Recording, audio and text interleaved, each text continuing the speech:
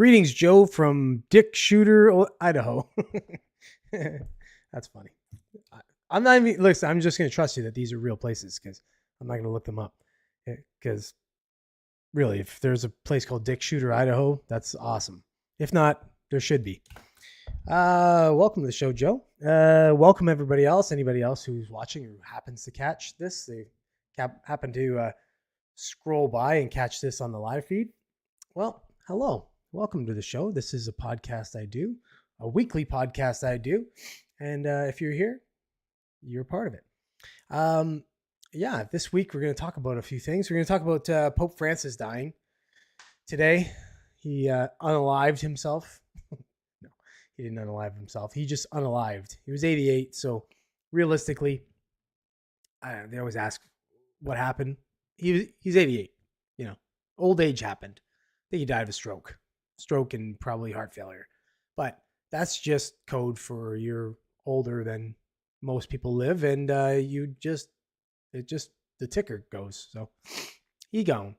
So we'll talk about that. Sad news. I make jest, but it's sad. Also, we're going to talk about the Canadian elections again. We're 1 week away from the actual election day, but today's the last day of advance polling, or not polling, advance voting. So yeah, I went and did it. So, hey, I broke my cherry. I'm a citizen now. I mean something now. So I voted. I'm not going to tell you who I voted for. Conservative. And yeah, so if you haven't yet, you got till 9 o'clock Eastern Standard Time to go ahead and vote. And yeah, so do that or don't, or wait till the 28th and then vote then.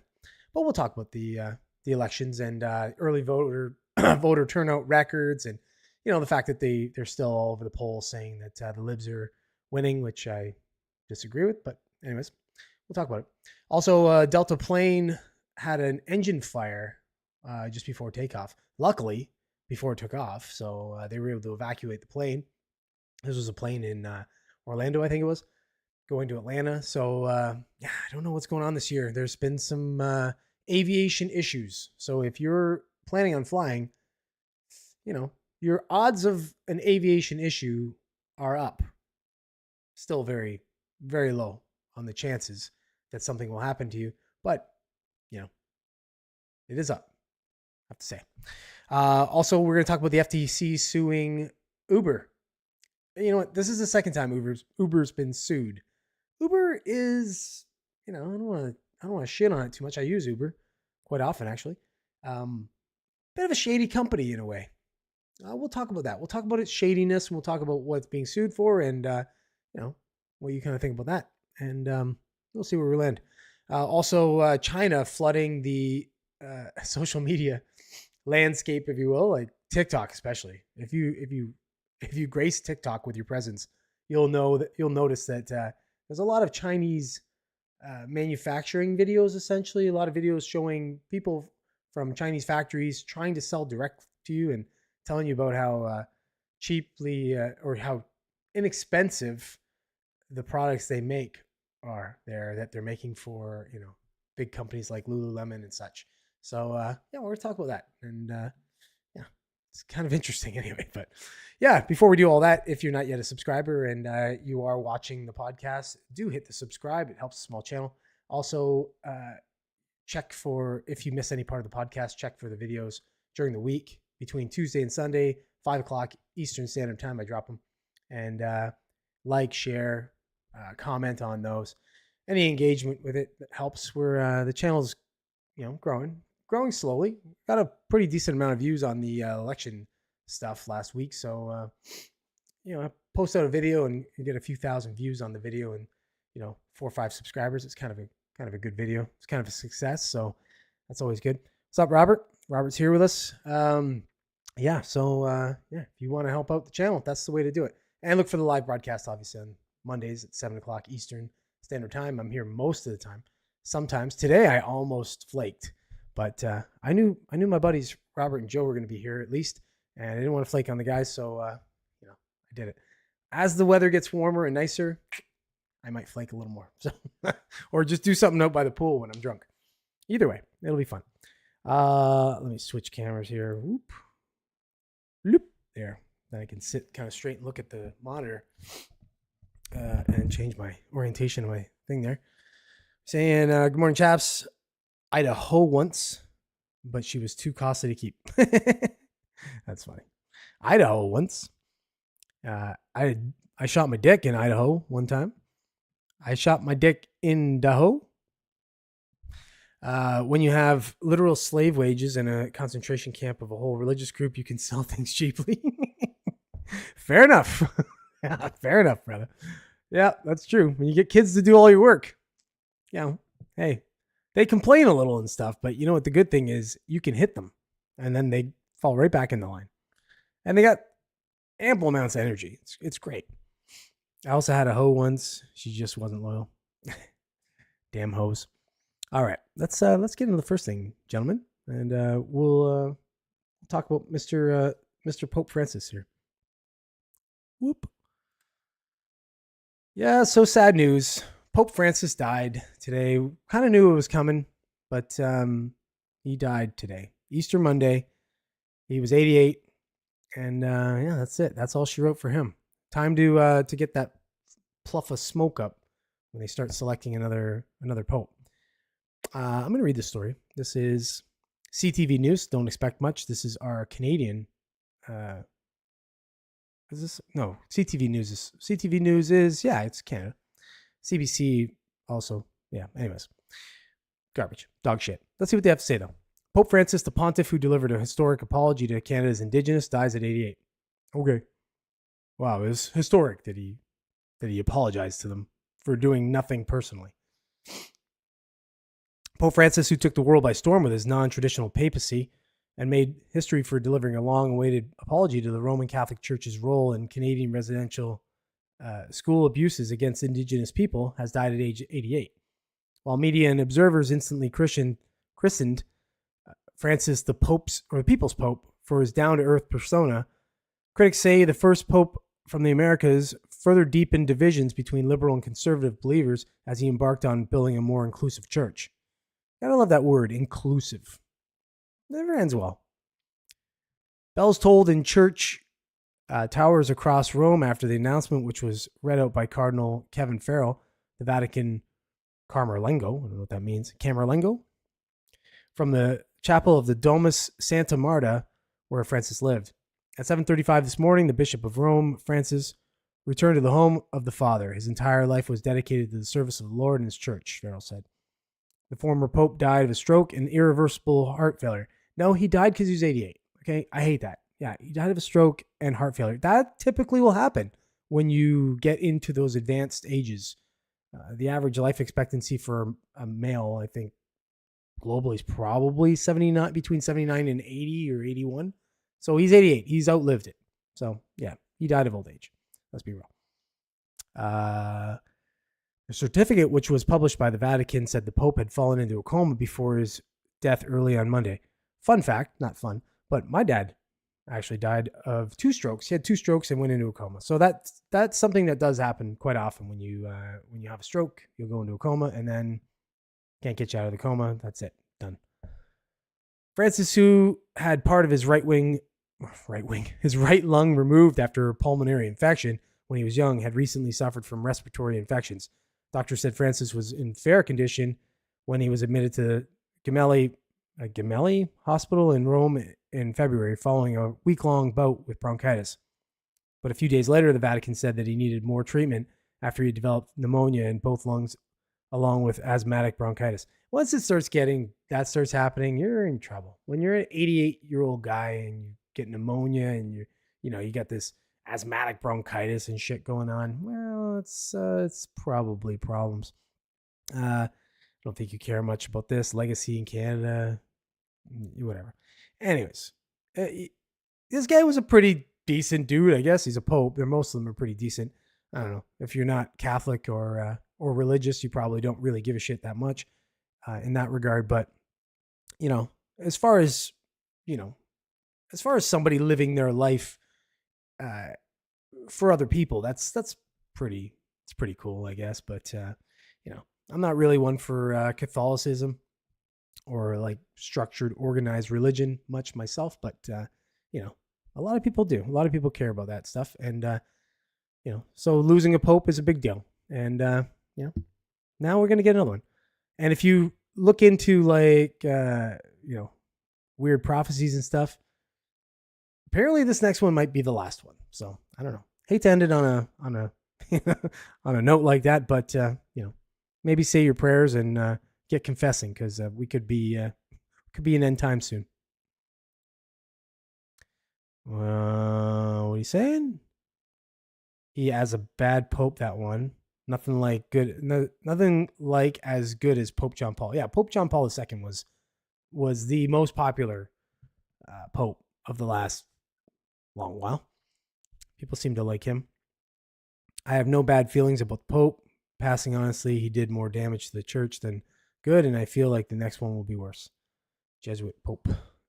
Yeah, he. I don't know. Whatever. It's religion. It's Catholicism. Like the Catholic Church, it's kind of tainted for being a bunch of dink touchers a little bit. Sorry, anybody watching who's religious.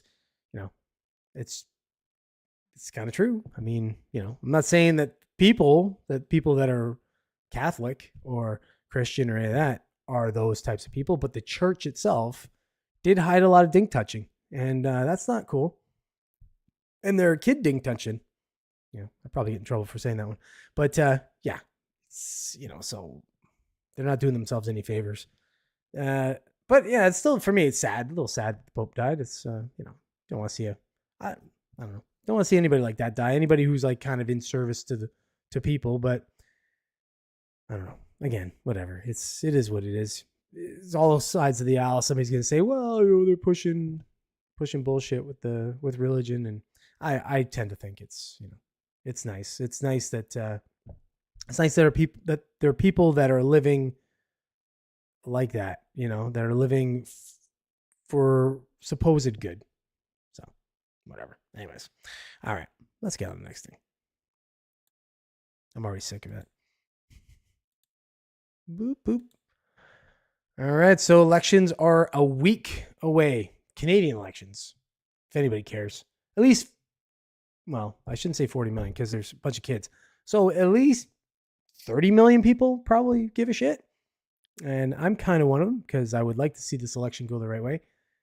So I voted today in advance voting, and it's the last day of it. And it looks like there was like record turnouts for advance voting. So that's always a good sign that, a lot of people are going to the polls.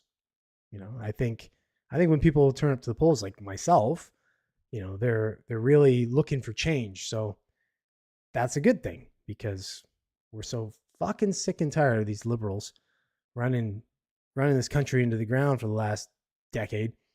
I'm going to read this article. This is global news, so don't expect much. This is Canadian news again, but nobody else is really talking too much about the Canadian elections in depth. Let's see what they have to say here. So, Canada election race tightens, but Liberals still ahead in final week. Poll. Always a poll. And this one is the Ipsos poll. I love how... I'll get into it when I get there. The race to form Canada's next government is now tighter than ever as the federal election campaign enters its final week. A new poll suggests. I love how they always say that. A new poll suggests. Yeah, but they have to say that because they probably polled like 300 people. Yeah, that's a large that's a large sample size. The latest Ipsos poll, conducted exclusively for Global News, found the Liberals are still in the lead, but are now just 3 points ahead of the Conservatives, who continue to gain momentum in the home stretch. The results of the poll, conducted after last week's televised leaders debate, show 41% of surveyed 41% of surveyed Canadians. Yeah, that's of the 300, 41% of them, so 123 of them. Surveyed Canadians would vote for the Liberals, down 1 point from last week, while 38% said they would choose the Conservatives, who gained 2 points.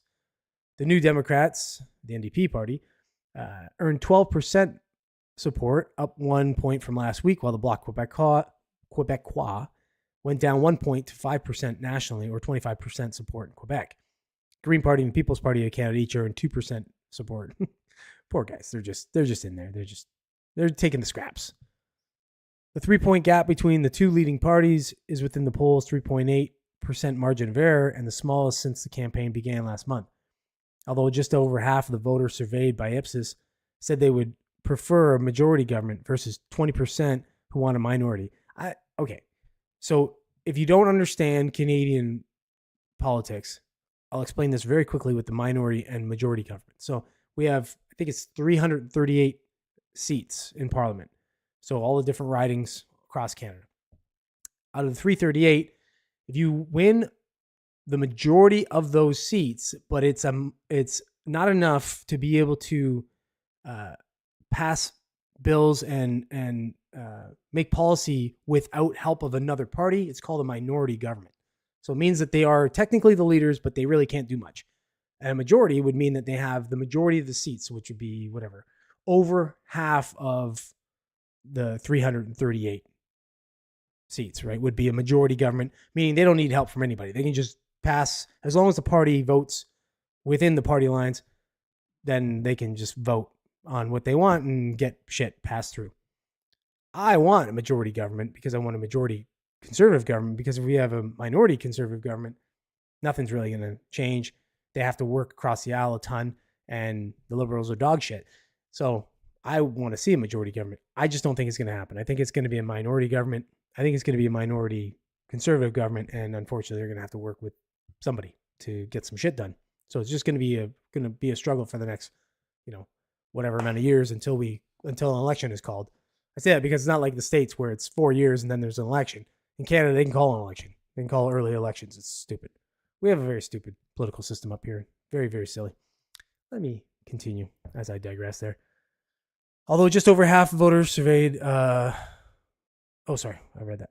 Liberals had been enjoying a 12-point lead just over 2 weeks ago, a remarkable turnaround for a party that had been languishing in the polls behind the Tories for years under former Prime Minister Justin Trudeau, because he was complete dog shit. The funny thing is the minute you get a fresh face, he's not a fresh face, but people have memories of goldfish.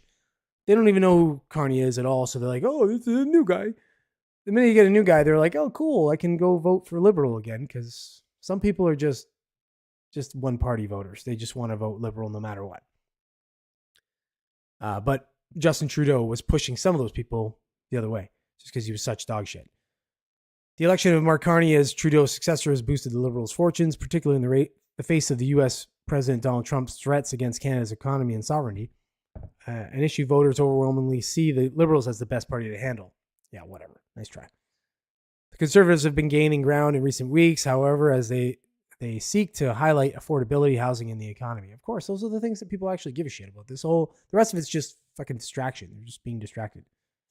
The Conservatives, at the present time, the Trump issue is kind of drifting out of focus, and we're moving back more to domestic issues, particularly the issue of personal affordability. That's an advantage for the Conservatives. Yeah, because they've been talking about that for years. It's maybe resonating a little bit. We'll see again. But as far as the advanced polls go, or I keep saying polls, advanced voting goes, we've had a record turnout. I think it's like over 2 million people have hit the advanced voting, which usually doesn't happen in Canada. People wait for the election day, and I don't know what the exact. I'd have to look at the numbers for the turnout, the percentage of turnout of people to actually vote. Like I said, I was one of the ones that didn't for years. I didn't vote because I don't know. I didn't see my vote really counting, especially because the riding I happen to live in was just it was always a one-party riding, like for the last 20 years. So it didn't really matter. And oddly enough, it wasn't even Liberal. So I didn't even see really a point of voting. But this time I had to get out there and vote because realistically, we were just dying for change. Yeah. So anyways, all right. Well, I'm not going to read any more of that article. That's kind of whatever. It is what it is. But good news, like I said, if we have record turnouts on the advanced voting, I think that's a good thing, because I think that's probably showing that a lot of people that weren't voting before feel the need to get out and vote. And at least as far as I'm concerned, that's probably going to be an overwhelming majority for Conservatives, because already the incumbent party is the Liberals. So people are just thinking, and especially if the polls say that the Liberals are leading, people are going to be like, we don't need to get out to the polls. But the people that are getting out there are the ones that want the change. This guy included. So let's hope it lands where we want it. It's in here. Fucking cost me Namibia 2000. Excuse me. I got burps, man. 2000 to courier my ballot to Pretoria. No Chinada embassy here. Oh, Chinada. Chinada. Yeah, I get what you're saying there. All right, so you can vote, I guess. You can vote because you're a Canadian citizen, right? It's kind of cool. It feels like you're just voting on how left you want to go. Yeah, well, in Canada, like it's we sort of have two parties that are left, and then we have one party that's right, and then we have one party that's like a libertarian, kind of like a libertarian party. Like the Green Party is kind of like a weird libertarian party. But I don't know, bullshit. That's why they never get any real traction. And then the Bloc Québécois is like this weird party out of Quebec that gets some voters in like mainland Canada vote for him, but nothing. I mean, all of their support comes from Quebec. So we have a weird system here. It's a lot like Europe, right? Apparently Carney and Trump are on first name terms. Oh, well, okay. So probably, realistically, Trump probably knows Carney pretty well. If, they're kind of in the same sphere, they're both, elite dudes, if you will. So he probably knows him from circles and shit like that. So, and Carney's not a politician either, right? So I hear the same. I think Carney is more amenable to Trump. Yeah, I think so too. Well, I mean, he endorsed him essentially. Either way, Canadians lose. You think why? You think you don't like PP either, Robert? Because we're getting a lot of on that video I posted for last week. A lot of people shitting on PP, which is I don't know. I don't know why. A lot of people are saying he's shady. I don't see that. I think he's a populist. I mean, I think he's as shady as Trump is. He's kind of the same kind of dude, where he just says how it is. And I mean, but he's been the opposition leader for a while, so PP isn't on the right. I don't know how you can say that. I mean, for Canada's standards, he is for sure. You got to realize Canada's right is not the same as the U.S.'s right. Our right is closer to center. It's like right of center instead of, like right. Talks like an American Democrat. Yeah, well, that's funny because I've said that a number of times that the Democrats, the old Democrats, used to be very close to center. They were like left of center, right? So they were now, since the Overton windows moved over so much, as they've gone over so far, the Republicans sound a little bit more like the old Democrats used to. PP's got no spine. Well, geez, you guys are shitting on PP too, eh? Well, we'll see, man. We'll see what he does when he wins, because he's going to win. He's going to win, man. He has to win. If he doesn't win, I don't know what I'm going to do. I have to move. What am I going to do? I got to move. Somebody shit on me in the comments last week too about that, because I said I was talking about moving.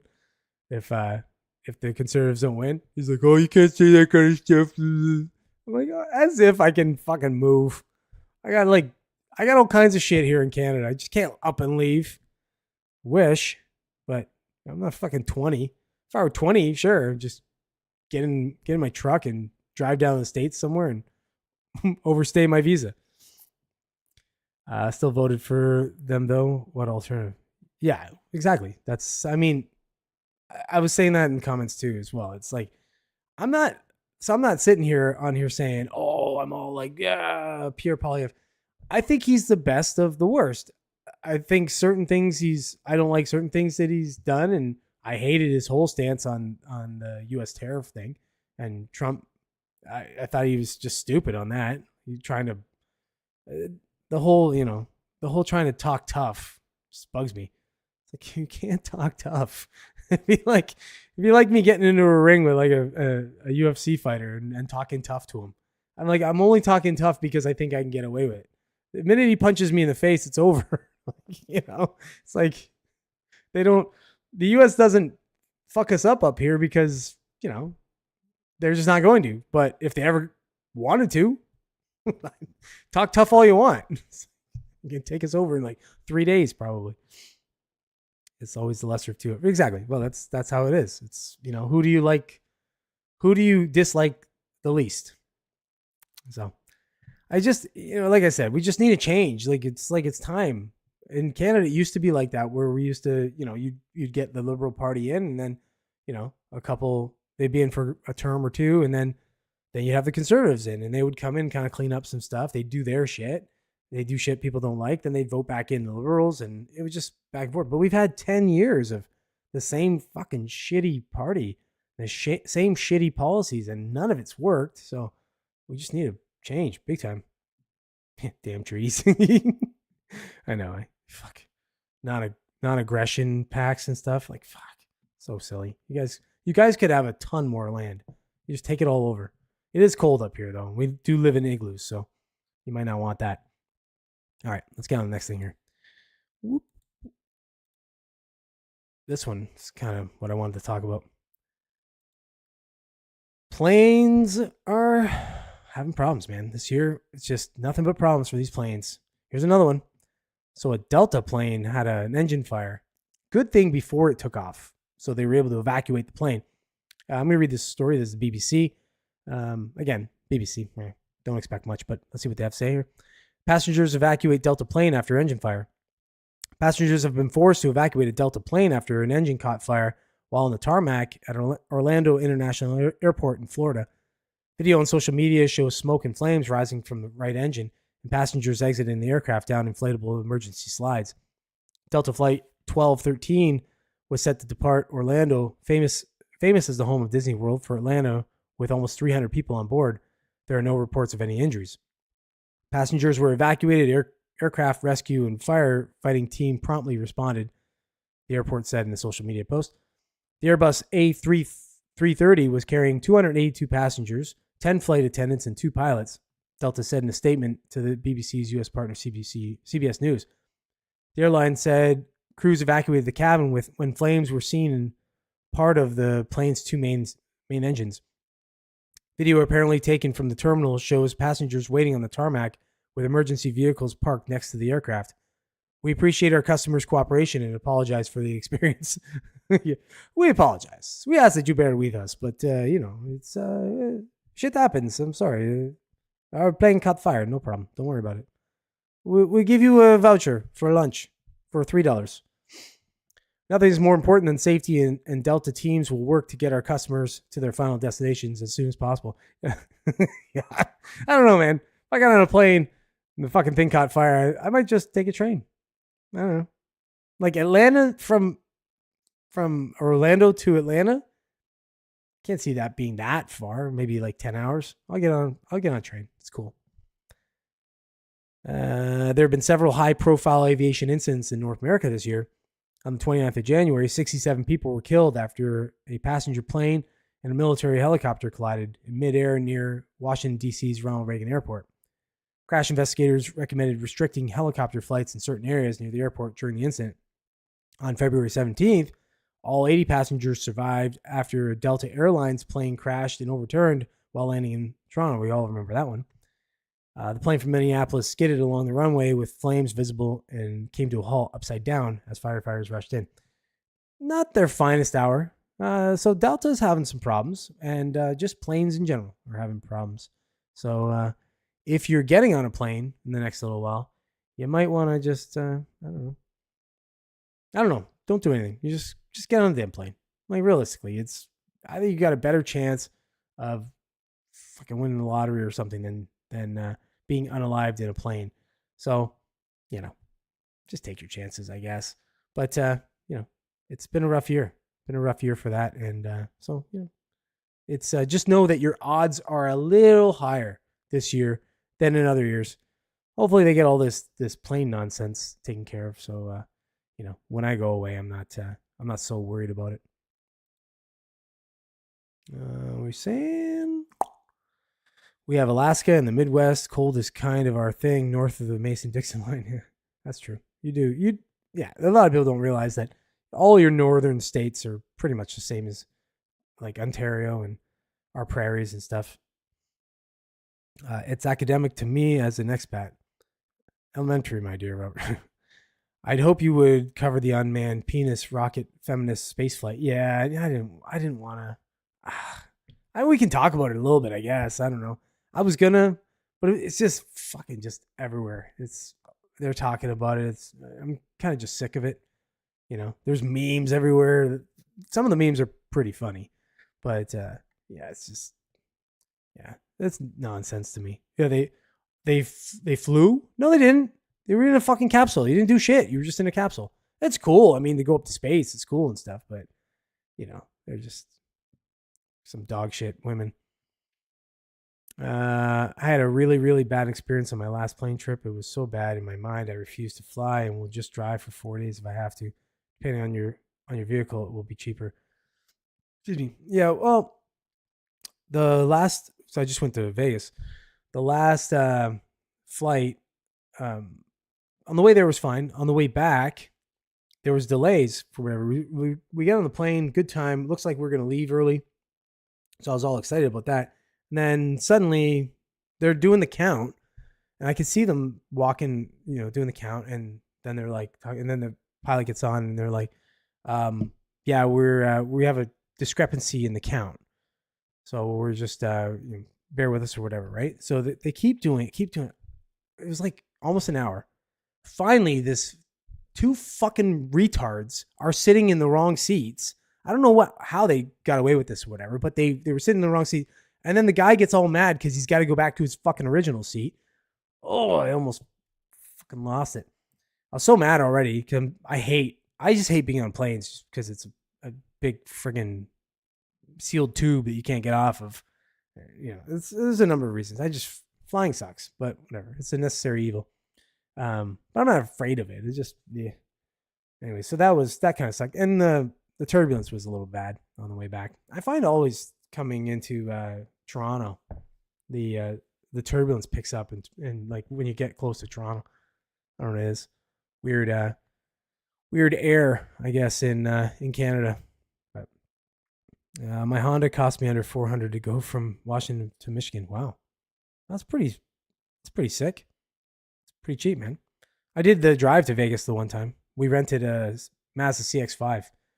I don't even know what it cost in fuel. I wasn't keeping track, but it got like 600 kilometers of tank, or almost 700 kilometers, which would be what, like 400 miles or something per tank. So yeah, it was doing pretty good. And I think it's like 3,000, something like that, like 3,500 kilometers to, so we do in kilometers. So for you guys, whatever, like 2,000, around 2,000 miles or something, or just over to get there. So yeah, so what's that? 5, 6, like maybe 5 or 6 tanks each way. That's not bad. So it is kind of cheap, but it does take a lot longer. So got to factor in the time. Wasn't delays, it was turbulence. Yeah. I don't like being groped by dudes either to get on a plane. Yeah. Yeah, actually, one time I had my balls all nicely groped. I was like, all right, well, it is what it is. I had like an extra search the one time. This time I actually, on the way there, I made a comment that I shouldn't have made because they make you take your shoes off. So I said to the guy, I take my shoes off and go, oh, these are my non-bomb shoes. And I realized after I said it, I was like, oh, maybe I shouldn't even say the fucking word bomb, but whatever. A joke's a joke. I'm going to say it. If they pull me into the room and stick things in my bum, I guess I have to. It's not as funny, but whatever. I can't help it. A joke comes to my mind and I have to say it. Charter's the only way. Yeah, well, yeah. Robert, I agree. Charters are great, but they cost a lot more money. Private would be, go get a private plane. No fat chicks either. Being groped by a dude would be an actionable outrage, not turbulence. Yeah. Well, you know what? Honestly, I'll take the small groping. Give me a little grope for no turbulence. I'm okay. Call me gay if you want, but Sorry, I hate turbulence. Sucks. Yeah. I just fucking plain suck. I can't sleep. I get fucking my ears plug up. So I had one time I went to I don't know, it was Mexico or Dominican or something, and my ears were plugged for 4 days. The first 4 days I was there, and they do the thing where they go, where they like, it seems like they're filling up with water, and then they crack, and then pop. It just kept doing it. It was so fucking irritating. So I'll take a dude grope over that. Sorry. Anyways, all right, let's get on the next thing. Bloop, bloop. So Uber's being sued again. I don't know if you knew this, but Uber's been sued before. They were sued at one point because you remember the whole tipping fiasco where they weren't, I guess they were taking the tips and not giving to the drivers or some shit. I can't remember that. I think I covered the story at one point on the podcast, but they're being sued this time now. The FTC is suing them for basically shady subscription practices. I've actually been a part of this. So I'm going to read this article here. This is NBC News. Reading from all the shit outlets today. We'll see what they have to say, though.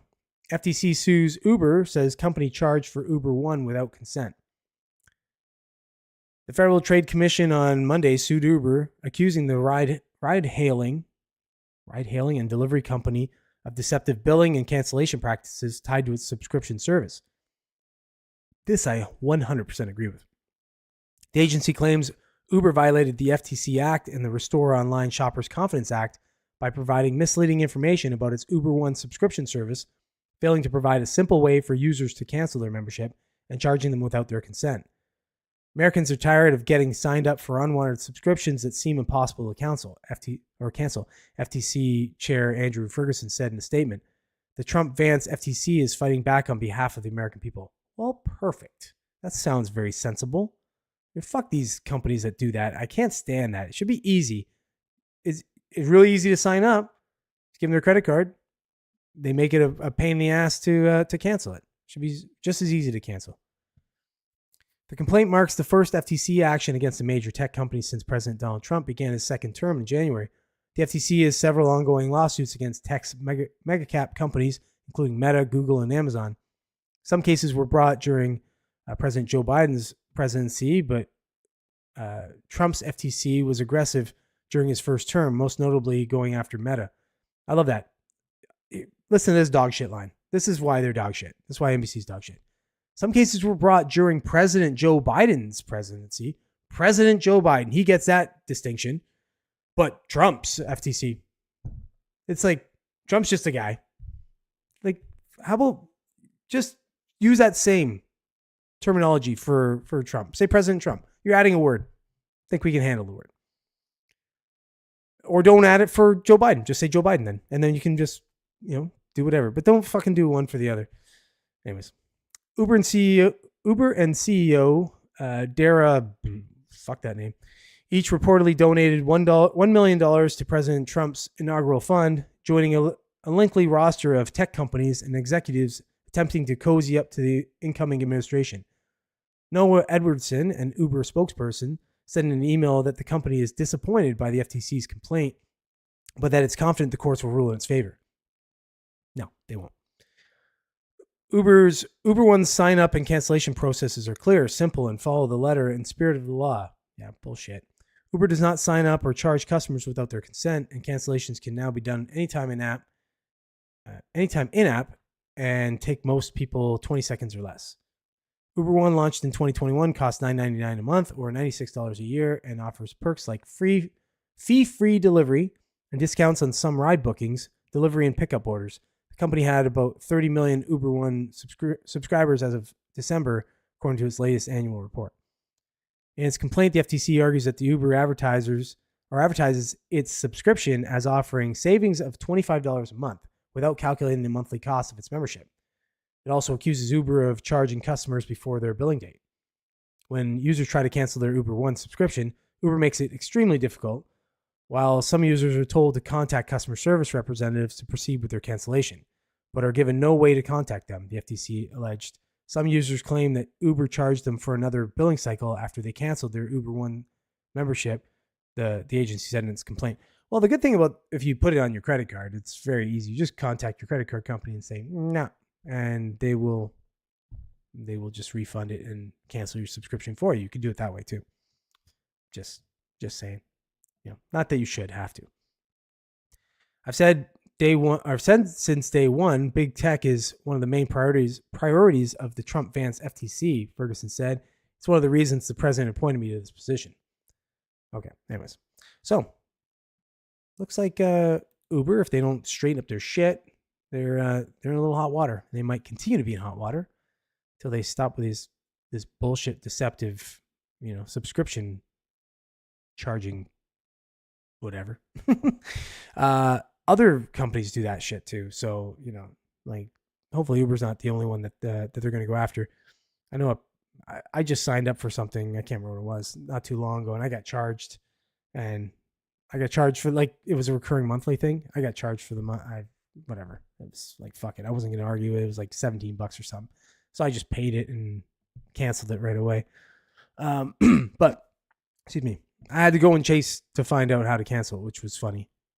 And if you use YouTube, you'll know that there's another service on that people use with YouTube.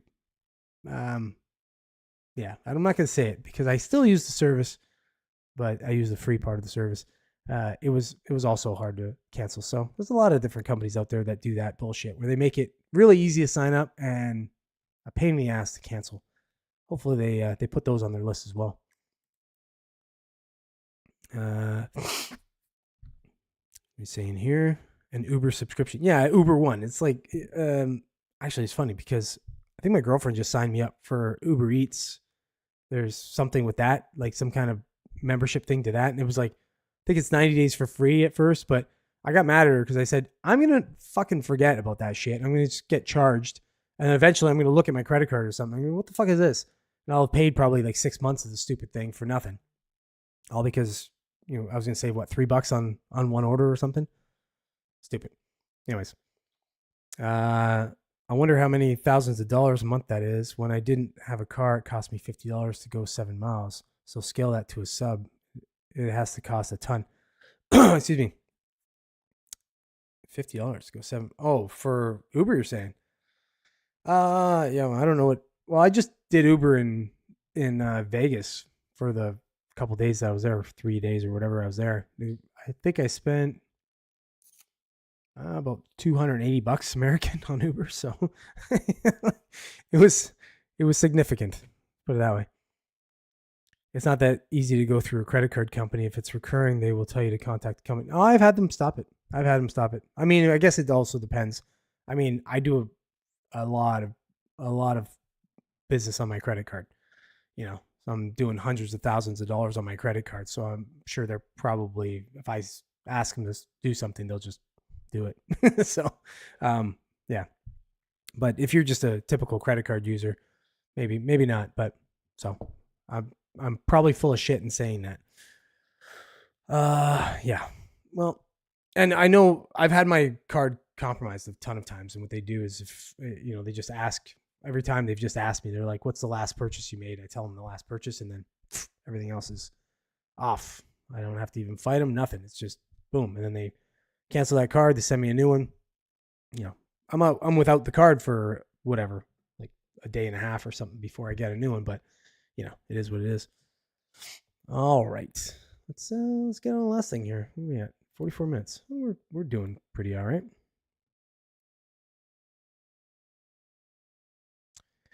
Okay, so if you've been online, TikTok especially, you've probably noticed that there are a ton of videos out there of Chinese factories or representatives from Chinese companies, whatever. Chinese videos, we'll say, that are trying to push people to buy direct from the Chinese factories in lieu of all these tariffs.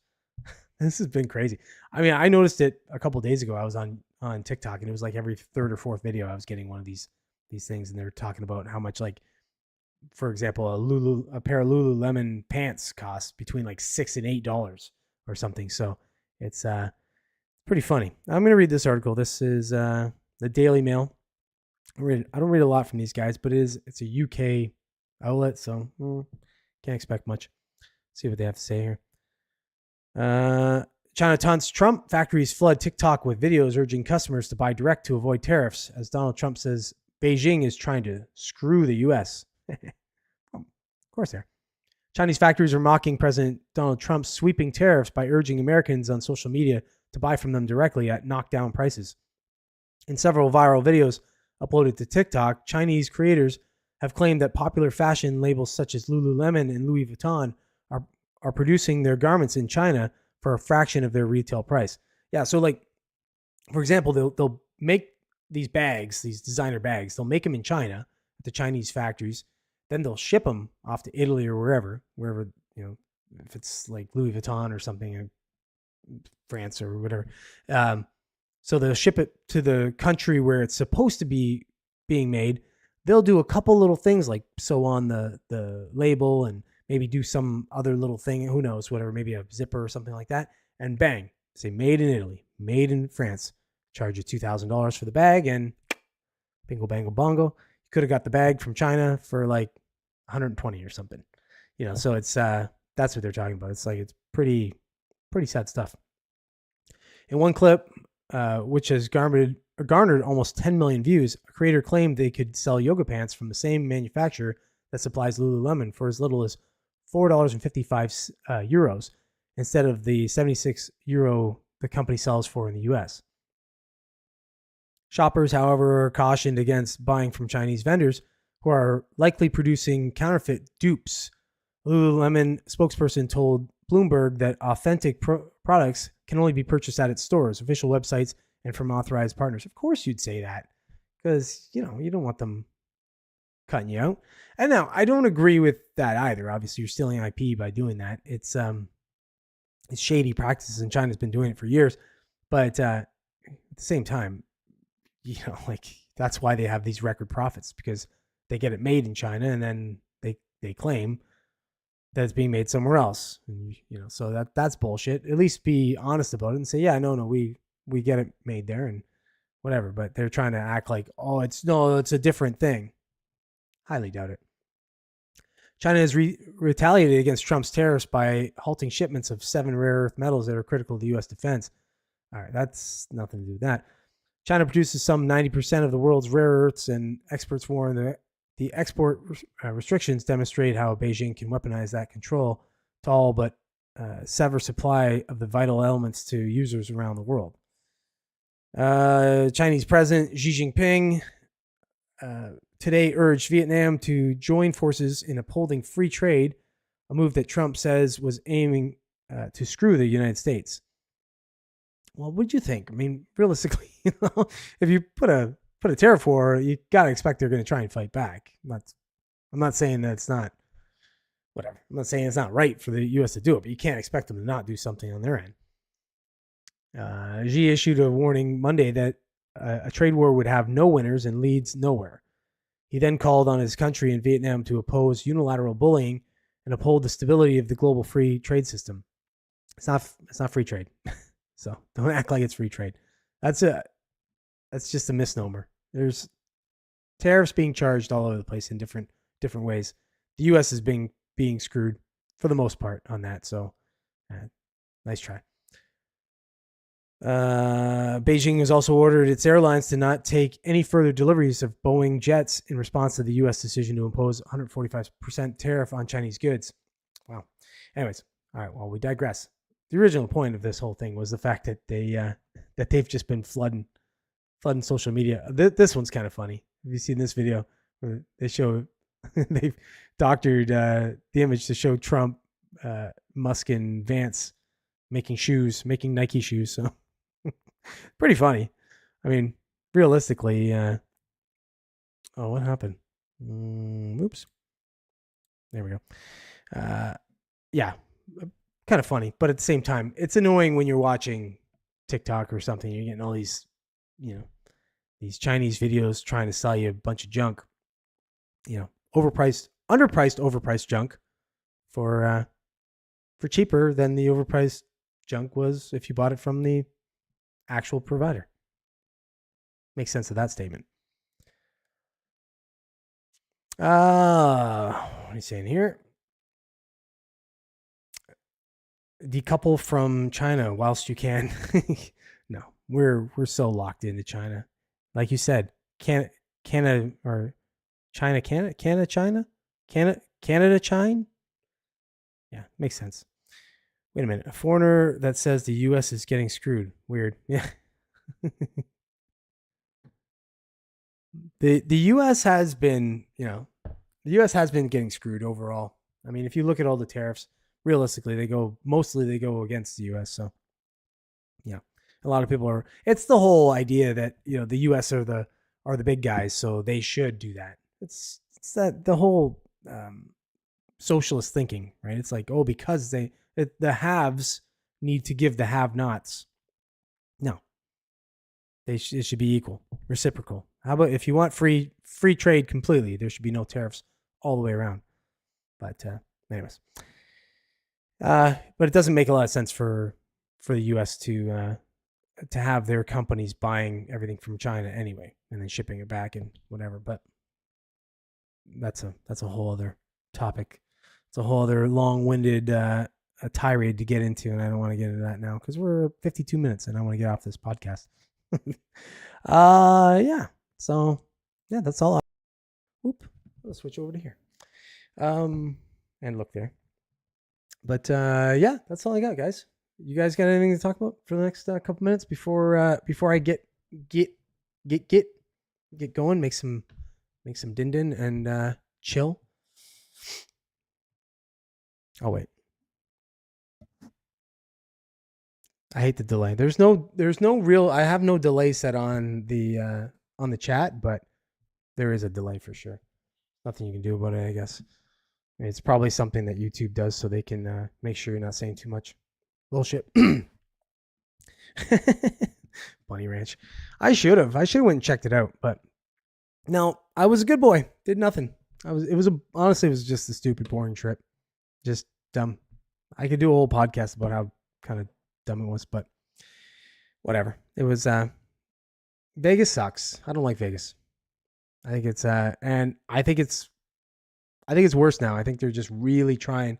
I think they're struggling, and they're really just trying to soak you for your money as much as they can, more so than they ever did before. So I don't. Yeah, not my thing. I'd rather go somewhere else. But no Bunny Ranch, buddy. I would come back to being single if I went to one of those, and not worth it. From what I see of those, like the Bunny Ranch and those couple of those brothels that are down there, and that it's the women look like sketchy. I guess they're prostitutes, so I mean, what do you expect? But they don't look like high class. That's for sure. Vegas is awful. Yeah, I agree. I also need to make dinner. Yeah. All right. Let's call it then. Thanks for watching. Thanks for being with me, Joe and Robert. It's always better with you guys around. And Robert, he sacrifices to be here with me. I should make the time a little earlier for him, but I can't. So yeah, if you are not yet a subscriber, do subscribe to the channel. Look for the live broadcasts Monday at 7:00 Eastern Standard Time. Jump in the comments, talk to me, talk to Robert, talk to Joe, talk to whoever else is in the comments. And yeah, just get your opinion out there. I'll react to what you have to say. Make it smart, though. Can't stand stupid opinions. There's a lot of stupid comments on some of my videos. I don't even really react to them. Sometimes I do. Sometimes I have to tell them they're stupid. But most times I don't really react that much because they're just dumb and it's not worth my time. Hopefully the channel gets big enough that I don't have to react to any of them, really. I can just kind of ignore it. But right now I do. But yeah, if you missed any part of the broadcast and you don't want to go back and watch the whole live show, I get it. I understand. Excuse me. You can check out clips from the podcast during the week. I drop them between Tuesday and Sunday, 5:00 Eastern Standard Time. Check those out. Obviously, like, comment, share them, all that kind of stuff that helps the channel grow, a small channel like this. And yeah, if you like it. If you don't like it, well, fuck, whatever. There's 1,000 million other fucking podcasts to go and check out. And yeah, good luck to you. But if you do like it, that's the way to support it. And oh, what's up there? Oh, Static Mouse. Hey, what's up, buddy? It's been a while. You are not. That's a returning user, returning viewer, I should say. But not hasn't been around for a while. You just caught the end of the podcast, though. Unfortunately, you got to get at 7:00, man. 7:00, and jump in the comments, brother. But thanks for jumping in now. See you, Robert. We'll see you next week. And yeah, and anybody else who's watching, we'll see you next week, 7:00 Eastern Standard Time. Join us then for the live show. And like I said, check out the drop videos during the week. Thank you. Thanks, guys. We'll see you next week.